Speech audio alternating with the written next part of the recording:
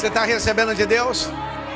Aleluia, eu sinto a presença de Deus aqui nessa noite.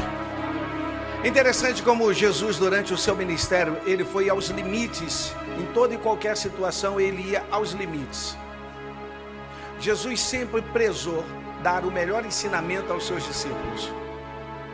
Quando no meio dos 70, ele escolhe 12 discípulos para trazer para perto, para ser os alunos dele, ele resolve ensinar. Eu fico pensando quantas vezes Jesus, antes de dormir, num quadro, começou a ensinar, e no outro dia de manhã ele colocava em prática aquilo que ele havia ensinado. Pois bem, o Evangelho de João nos conta algo que Jesus queria mostrar para os seus discípulos, que ele poderia ir além da lei judaica e além dos costumes. Jesus queria mostrar para os seus discípulos que ele era aquela pessoa que poderia quebrar os paradigmas, ele poderia quebrar os limites, e só tinha um jeito de fazer isso: ficar onde ele estava, mesmo sabendo que Lázaro estava próximo a morrer. A Bíblia diz no Evangelho de João que chegou um mensageiro e falou assim: olha, quem tu amas está enfermo, está quase à morte. Quando o mensageiro diz que aquele que ele ama, e que é difícil você encontrar isso dentro dos 4 evangelhos, Jesus falar sobre um amor, ou alguém afirmar um amor, a não ser João, um dos seus discípulos, mas está falando de Lázaro. E por que Jesus amava Lázaro? Porque Lázaro era um excelente anfitrião. Jesus ia muito a Betânia, e quem recebia Jesus? Lázaro. Jesus tinha prazer de ir à casa de Lázaro, porque Jesus era tratado com todas o que deveria ser tratado. Eles lavavam os pés de Jesus, eles ungiam Jesus, eles preparavam a melhor comida e deixavam Jesus à vontade. E a casa de Lázaro sempre muito cheia.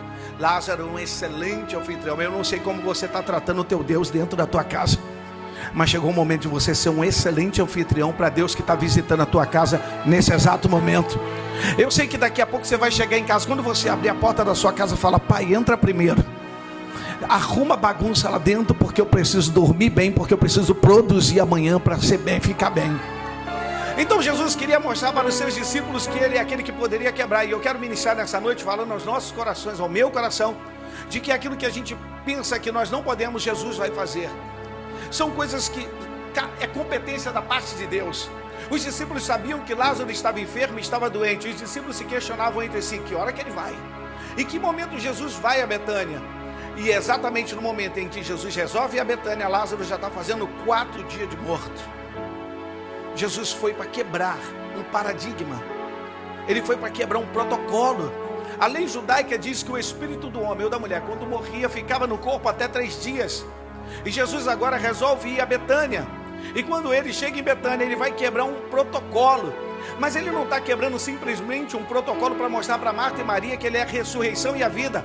Ele estava mostrando para os seus discípulos, e para mim e para você, que quando eu e você pensamos que não há mais jeito, pode-se passar dias, meses, ano, ele continua sendo vida.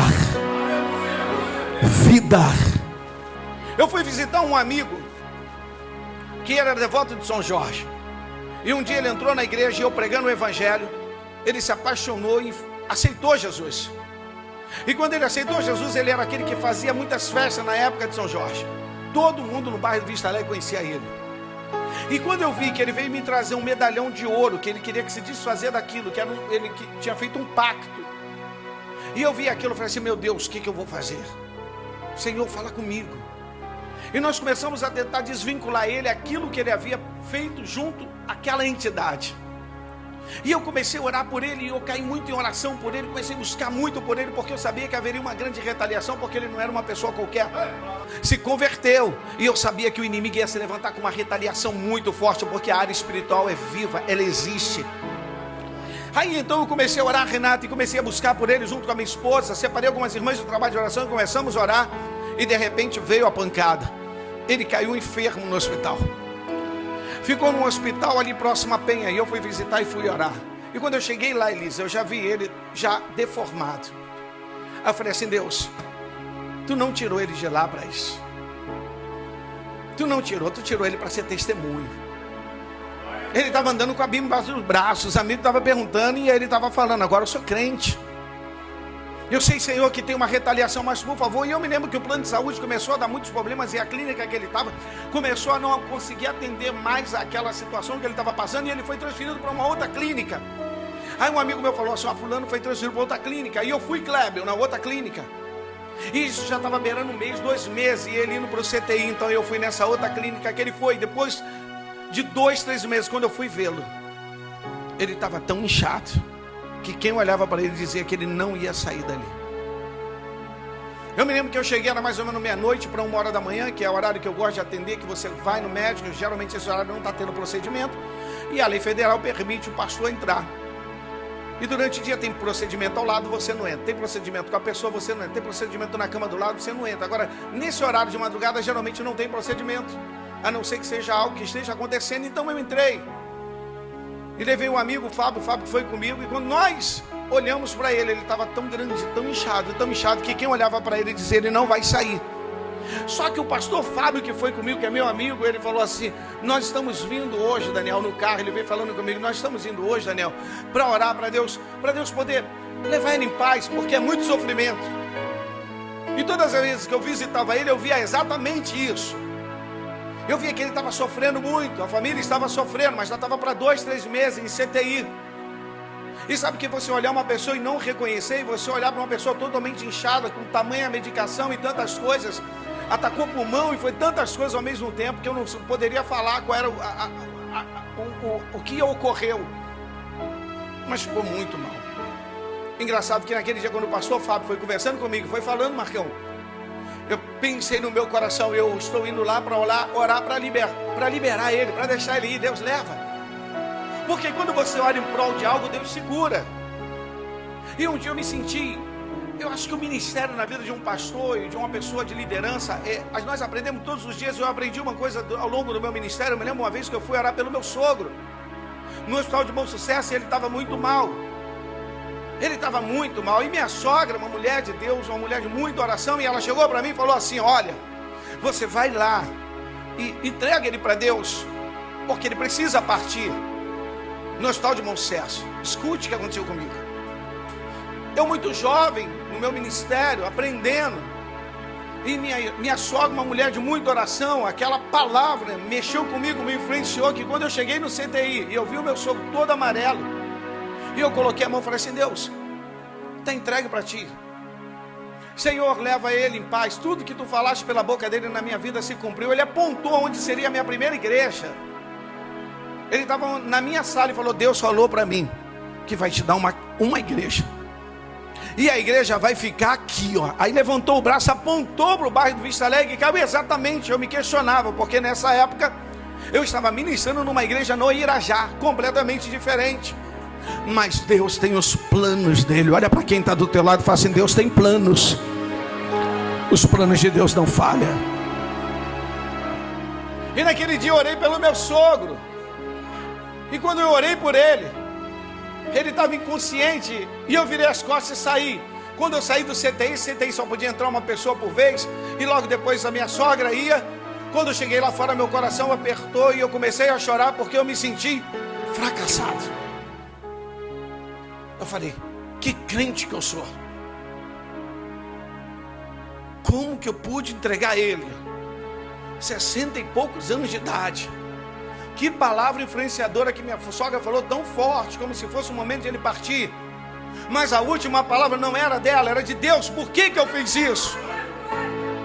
Por que eu entreguei ele, mas eu não podia voltar mais? E aquilo ficou no meu coração.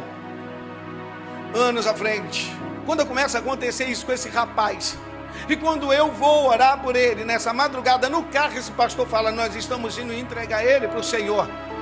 Nós estamos indo abrir a janela do céu para Deus receber ele. E eu fiquei calado. E quando eu cheguei lá, se você chegasse com os olhos que eu estava olhando, e você olhasse com os seus olhos, você diria: ele está partindo. Mas quando eu pisei lá, Deus me trouxe a memória o que havia acontecido anos atrás. E Deus falou: crente não é covarde. Crente tem que ser boca de Deus sobre a face da terra. Você apenas tem que abrir a boca e deixa Deus quebrar os protocolos. Se tem uma coisa que mexe com essa vida terrena, é a parte espiritual. Eu tenho a certeza que você já viu um vulto correndo de um quarto para o outro, de uma sala para outra. Eu tenho certeza, porque Hollywood mostra os seus filmes, e o diabo, ele não mais se esconde por trás de escuridão nenhuma. Ele botou a cara dele. Nós sabemos quem ele é, nós identificamos ele com facilidade. As suas ações, o seu meio de agir, os seus modos operantes são muito fáceis de saber que ele está operando naquela vida, que ele está agindo dentro daquela casa, que ele fez algo e você sentiu. Você entra num lugar onde tem muita gente, você sente uma presença maligna, você sabe, e ele está aqui, e tem alguém abrindo uma legalidade, mas em nome de Jesus vai sair, não é assim? E eu me lembro que quando eu cheguei lá, e quando eu e Fábio entramos, eu entrei, depois o Fábio falou assim, eu já fui, já orei, já apresentei a Deus. Mas quando eu pisei naquele CTI, não era mais aquele covarde que havia pisado anos atrás. Não era mais aquela pessoa que estava iniciando o ministério, porque a gente aprende todos os dias. E eu estou aprendendo aqui, com cada palavra que foi falada sobre esse altar. Eu aprendo sentado tomando um café. Eu aprendo conversando com uma amiga, conversando com um amigo. Eu aprendo todos os dias, porque eu vou aprender até o último dia sobre esta terra. Mas eu aprendo muito mais com essa palavra quando eu vejo o meu Jesus esperando, aguardando chegar dias depois para quebrar um protocolo, porque a lei judaica diz 3 dias, então ele quer ir para o 4º dia. E quando ele pisa em Betânia, Marta diz, se tu estivesse aqui, meu irmão não teria morrido. Ela está afirmando que não tem como ele voltar, porque a lei judaica já diz que ele já foi. Maria diz a mesma coisa, mas para quem foi um excelente anfitrião, os céus sempre vai se abrir. Eu não sei como você está tratando Deus. Eu não sei se de manhã quando você acorda diz, obrigado Deus por mais um dia de vida. Eu não sei qual chegar aqui, sentar aqui, você falou, pai, obrigado, eu passei luta hoje, mas estou aqui, muito obrigado por isso. Eu não sei se alguém tentou te derrubar hoje, acabar você, tirar você do teu trabalho, e você sentou e falou assim, Deus, muito obrigado. Eu não sei se você sentou e fez uma oração de feitiçaria, ou se você está abençoando aquele que te quer mal. Eu só sei que nós precisamos ser muito diferentes. Deus está aguardando homens de coração puro. Deus está aguardando mulheres que têm um coração quebrantado. Deus está aguardando e está em busca dos verdadeiros adoradores. Não são aqueles corações grotescos, não. São pessoas humildes, que lá dentro ainda clama por justiça, clama por compaixão, que resolve estender a mão, que é uma ponte, mesmo quando você não passa. E é aquela pessoa que é um gentleman, que abre a porta e diz, pode entrar. Aquela pessoa que puxa a cadeira e diz, senta aqui para tomar um café comigo. Deus está em busca de pessoas assim. São pessoas assim que esse mundo está sendo incomodado, porque o mundo jaz no maligno. Você liga uma TV e você começa a ver as mídias falando de tantas coisas ruins, e a gente ainda tem dentro de nós o Espírito Santo de Deus, que vai nos permitir entender que Ele vai nos levar aos nossos limites. E quando o mundo diz não, Ele diz sim. E quando alguém diz que não tem jeito, Ele diz vai ter jeito sim. E quando alguém diz vai morrer, Deus fala assim, eu sou vida e vou dar vida. E eu pisei dentro daquele CTI, e quando eu olhei para aquele amigo que era responsabilidade de mim, que era minha ovelha, não entrei como uma pessoa com medo ou me sentindo covarde, mas quando eu pisei sabendo que Deus já estava ali. E eu falei, Deus, tu vai tirar o meu amigo daqui, porque Senhor, eu não sei qual eram os planos, mas eu sei que tu quebra protocolos. E eu sei que às vezes dizem que todas as águas que nascem nas suas fontes, elas correm em direção ao mar e nada impede. Ok, eu entendo, mas essas leis das físicas tu já quebrou quando começou a andar sobre as águas. Quando tu andou sobre as águas, tu começou a quebrar a lei da física. Então não há para definir uma ação de Deus ou uma ação dos céus. Então eu falei, Deus, dá vida a ele, porque eu preciso que ele testemunhe, porque eu preciso que quando chegue no dia da entidade em que todo mundo vai aguardar ele para soltar os fogos, para fazer aquela grande festa, ele não vai estar lá, porque ele agora é um adorador dos céus. Ele agora serve a Deus, assim como aquele homem que o todos idolatram também servia ao Senhor. Orei por ele. Eu orei. Quando saí de lá, eu falei, Fábio, Deus falou para mim que vai tirar ele daí. Impossível. Não dá para ver. Você viu como é que ele está. Daniel, não tem como. Deus falou para mim que vai tirar ele. Não é o tempo dele. Irmãos, até hoje ele está andando por Vista Alegre, crente, servo de Deus. Deus tirou ele de lá, Kleber. Deus vai nos levar aos limites. Ele queria levar os seus discípulos aos limites. É por isso que um discípulo diz: vem cá, nós estamos indo a Lázaro para morrer com ele, sepultar ele. O que você quer afinal? Porque no nosso meio, por mais que haja há pessoas crentes, há no meio a religiosidade. E a religiosidade atrapalha. Quando a gente começa a enxergar aquilo que a gente tem que enxergar com os olhos de Jesus, a gente quer enxergar com os olhos carnais. Esses olhos, se pudesse, a gente poderia sepultar ele, porque nós precisamos pisar aqui olhando com os olhos espirituais. Entenda uma coisa: nós estamos aqui, nós estamos ministrando, mas está acontecendo uma batalha aqui. A pastora Regina começou a pregar, e ela apontou para ele e falou assim: Deus vai te dar vida. E na mesma hora uma batalha começou a acontecer. Como?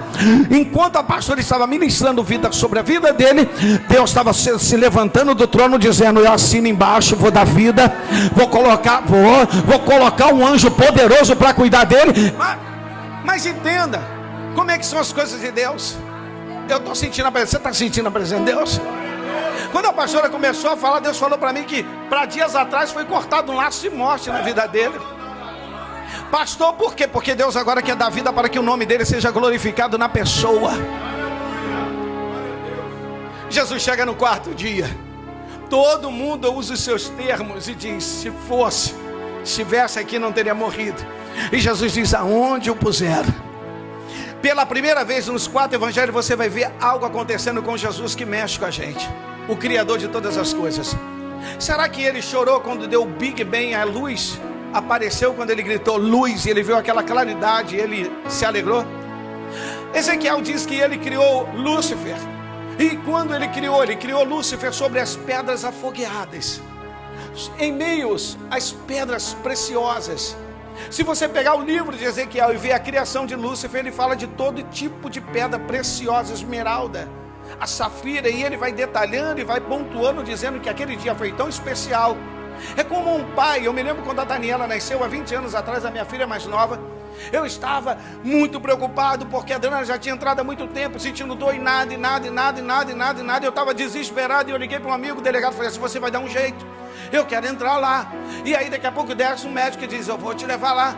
A Daniela acabou de nascer, o médico pegou e levou no corredor. Ela ainda estava com sangue, mas eu estava incomodado, porque ela estava sofrendo há muito tempo, a minha esposa. E eu me lembro que quando veio nas minhas mãos, eu comecei a chorar. Será que Jesus não chorou quando criou Adão? Será que Jesus não chorou quando ele deu um sono profundo em Adão, e da costela de Adão ele fez Eva e falou assim: bonita varoa, preparada para Adão?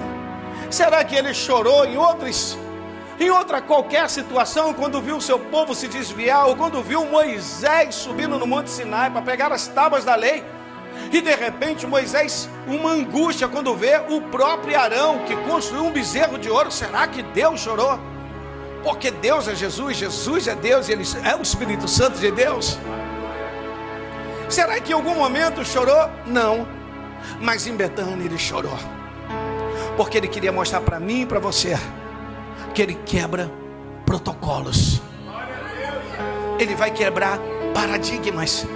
Eu não sei você, mas eu procuro ser um excelente aluno. E se nós somos alunos de Jesus, precisamos entender que aonde nós enxergamos morte, ele enxerga vida. Como pode um homem, no meio de uma multidão, alguém vai gritar e vai dizer: esse cara é doido. E ele diz: aonde o puseram? Olha, colocaram ele ali naquela sepultura que tem uma pedra. Tira a pedra. Como assim? Já cheira mal. E se tirar o cheiro vai sair. Olha, da pedra para cá tem vida, tem sentimento, tem lágrimas, tem sorriso, tem flores diversas, diversidade de cores, um céu azul, uma terra, mas da pedra para dentro não há nada, é um silêncio, uma escuridão. Não há perspectiva de nada, porque os sonhos encerram exatamente depois daquela pedra. Mas eu quero profetizar para você que entrou aqui: você não está após a pedra, você está do lado de cá. E que por mais que você tenha entrado aqui hoje com uma perspectiva negativa, e que por mais que você tenha entrado aqui passando uma luta tremenda, eu quero ser boca de Deus sobre a tua vida para dizer que Deus vai quebrar protocolos e vai mudar a história da tua vida, da tua casa, da tua família. Jesus de Nazaré está pisando na minha aldeiazinha chamada Betânia, está pisando na tua casa aí chamada Betânia, está pisando na minha vida, na tua vida. Nós somos a Betânia de Jesus de Nazaré hoje. Quem crer, levanta a mão e dá glória para Deus. E de repente, quando tira a pedra, não tem movimento pelo lado de dentro. Ser sincero comigo, é como chegar num cemitério do Caju, ou no cemitério de Irajá, e mandar arrancar o tampão e dizer: arranca o tampão. Quem é o coveiro que vai fazer isso? Ele vai te pegar e vai te chamar de louco, vai te botar para fora, ele vai chamar segurança. Mas ninguém fez isso. Ninguém fez porque aquele é o professor. Ninguém fez porque aquele é o que tem no currículo, coisas que ninguém nunca tinha feito, está no currículo dele. E se alguém pensou em fazer antes, abriu o currículo e viu ele na entrada da cidade de Naim, ressuscitou uma criança, um rapaz. Espera aí, não toca nele. Tem um negócio aqui no currículo dele. Opa, casa de Jairo, e a filha de Jairo tinha acabado de morrer. Opa, fecha o currículo, deixa ele ir. Porque no currículo dele, quando um morto passa por ele, o morto volta à vida. Agora pense comigo. Nas nossas faculdades mentais, ouvi um homem chamando um homem que está por trás da morte de 4 dias, e ele está tratando como se a pessoa tivesse viva, e a palavra dele diz: Lázaro, vem aqui para fora. Que coisa! Jesus trata com tudo como se tivesse vida. Ele trata com os elementos das águas como se tivesse vida. Água, aquieta-te. Vento, cala-te. Ele trata com tudo como se tivesse vida, e nós não percebemos isso. Nós vivemos com aquilo que nós tocamos. Somos obrigados a ter algo para adorar. Já reparou que você entrou aqui e não tem imagem nenhuma? Já reparou que tem um nome ali que é Calvary, quer dizer Calvário, mas não tem imagem nenhuma para se apegar? Por quê, pastor? Porque o nosso Deus, Ele está aqui dentro. Hoje de manhã, quando você acordou, Ele já estava aqui dentro. Quando você veio a caminho da igreja, Ele já estava aqui dentro. Quando o inimigo pediu pela tua vida, Ele falou: não vou. Por quê? Porque eu sou templo do Espírito dele. Sou templo do Espírito Santo na vida dele, na vida dela. Eu vou dar vida, eu vou cuidar, eu vou guardar. Armaram cilada, e Deus foi lá, cortou a cilada. Porque o nosso Deus está quebrando protocolos. Enquanto você está aqui, o anjo do Senhor está visitando a nossa casa. Pastor, isso é de doido. É doido. É esse doido chamado Jesus que está à distância do sepulcro, dizendo: Lázaro, vem para fora. As pessoas de volta estão dizendo: esse homem é doido, esse homem é maluco. Mas de repente, glória a Deus, de repente, a nossa vida é de sinais. Eu não sei que sinal você teve hoje, mas eu observo tudo. Tem uma coisa que eu ando de olhos abertos, tentando enxergar os sinais. Deus fala com a gente em sinais, você nem entendeu. Eu tive um sonho essa madrugada, que eu sei que foi uma revelação, e eu contei para Adriana. E eu contei para Adriana, eu entrava num lugar, e é como se fosse me dar uma arma. E eu falei: Adriana, eu vi a pessoa, e eu estava guardando a arma, como se a arma fosse para mim. E a pessoa estava preparando a arma para me entregar. Eu falei: amor, e a pessoa? O rapaz estava preparando ela, limpando ela. E de repente, eu trabalhei muito tempo no Corpo de Fuzileiros Navais, eu sei desmontar armamento. E eu vi, ele começou a desmontar a arma, aquela pistola. E ele desmontou, ele começou a limpar, ele começou a lubrificar. E eu estava aguardando como se eu fosse o detentor daquela arma, como se aquela arma estava vindo para mim, e que eu era para mim ela, e eu estou aguardando. E de repente ele começou, desmontou, e ele pegou todo o que ele havia desmontado, ele começou a montar. E de repente, quando ele começou a montar, do nada ele fez assim, entregou, e quando entregou era um microfone.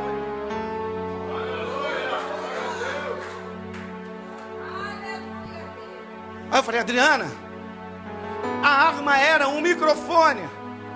Deixa eu falar para você que entrou aqui: cuidado quando fizer uso do microfone.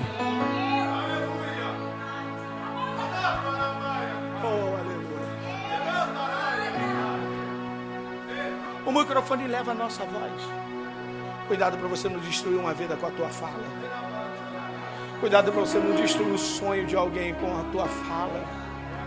Cuidado para você não destruir uma família com a tua fala. Cuidado para você não tentar destruir um plano de Deus com a tua fala. Deus, aquele homem me deu um microfone. minha esposa e ela falou assim: tem que tomar cuidado com quem vai fazer uso dos microfones das igrejas. Tem pessoas que estão destruindo outras porque não tem o amor que nós temos que ter. Jesus queria quebrar os protocolos, ele queria dar ensinamento aos seus alunos, dizendo: ainda que esteja morto, eu sou a ressurreição e a vida. Ele está reunindo os 12 discípulos, está falando: ei Pedro, ei João, ei Judas, olha, 4 dias se passou. Está vendo alguma coisa se mexendo? Estou vendo, Senhor, tem alguma coisa se mexendo lá dentro. E de repente, quem vem saindo da sepultura, caminhando, andando, está ali caminhando, e as pessoas se assustam. Mas o que é mais importante, quem se aproxima de alguém que está vindo da morte, mas se aproximou porque não havia um ar, uma expectativa negativa. O próprio Deus estava ali, tudo estava suave. Porque se você for num enterro ou num velório, um morto se levantar, você vai sair correndo. Mas ali não, todo mundo foi em direção e começou a desatar Lázaro. Eu tenho uma palavra de Deus para a sua vida. O projeto de Deus para a sua vida, ainda que alguém tentou sepultar, Deus manda te dizer: Ele vai arrancar com mão forte, vai dar vida. Prepara para desatar e arrancar as ataduras.